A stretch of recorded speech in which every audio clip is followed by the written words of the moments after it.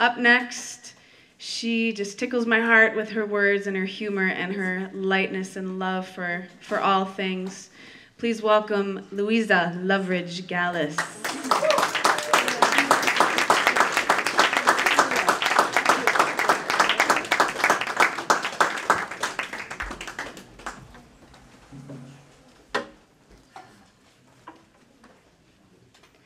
So, well, it's great to have such a warm and friendly crowd.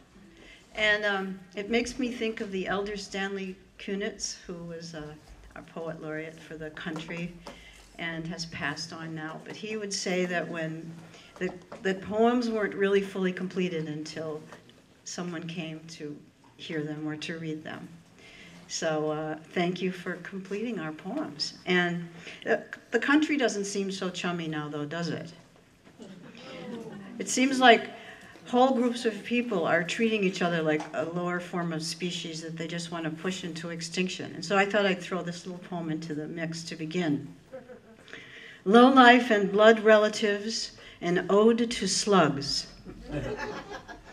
Unseemly wet knob of flesh, child's snot ball.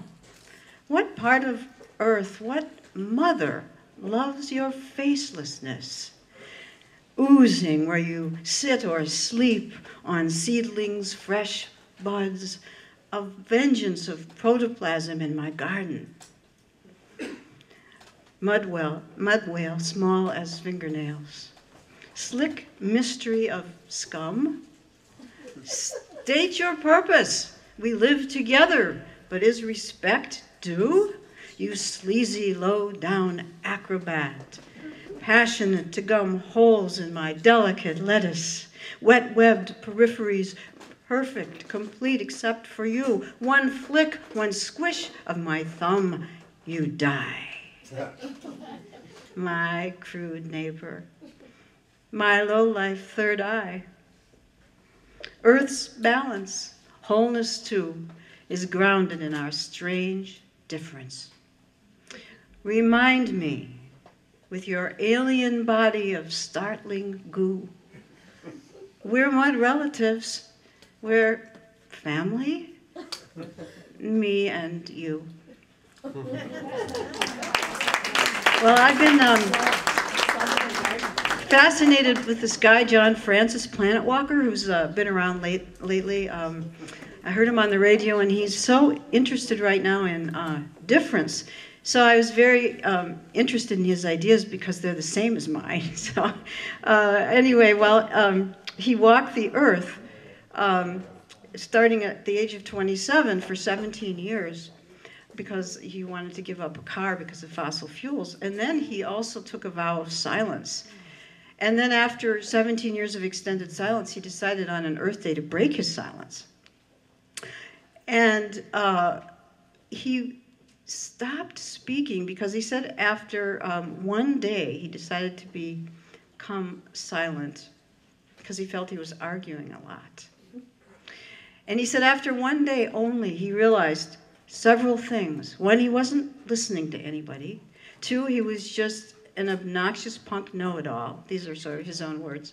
And also he was an African-American man in a dominant white society. He said a lot of times I didn't even know what my truth was. And so this extended for 17 years. And then at the end of the 17 years, his focus changed. And so he decided on Earth Day to actually speak. And that was because he decided the biggest impact that humans have on the environment is how we treat each other. And especially how we deal with difference and conflict. And that we squander so much energy and blood and treasure with our family conflicts and our community conflicts, not just global and political. And it just goes like this toxic pollen all over the world and who knows where. And so he became committed to talking about those skills. And so I started thinking about my conflict resolution skills, and my communication style. And I thought, okay, now is it a pesticide that kills, or is it like something that is an organic fertilizer and it helps connection. And so I was with Richard, my husband, the other night, and we went to pitches, and I was telling him I was so excited about, you know, Gandhi and nonviolence and John Francis and being really growing conflict resolution skills as ecology and greening myself with peacefulness. And so we sat down at this table near these people, and this guy, right practically in our laps, Richard was off somewhere, and this guy started talking about Obama and how taxes on tires had gone up. And so this made him feel really violent against Obama, and I'm thinking, taxes on tires and violence? So I like whirl around and I launch on him and I tell him, you know, you take your vicious trash out of here, and you're the reason that the world is going to hell and that there's war, you know. And it's like, and he's like, you know, you just get out of my face, and he's red, and he's saying, you know, you should stay out of everybody's business, and you're just an East Side liberal. And I thought, which later I thought was pretty mild, because he like turned out to be like from some crime family in Milwaukee with, you know, like Miniachi or some name with a lot of vowels. Not that I'm stereotyping. And so anyway, Richard brilliantly de-escalated the whole thing. I'm studying with him. And we made up, but how did, what? Oh yeah, strange difference, alien goo. Okay, so slugs. So I did want to share one thing with you, which is that slugs, in order to stay alive, have to constantly secrete mucus. And I know some people who are like that. Oh no, I didn't say that.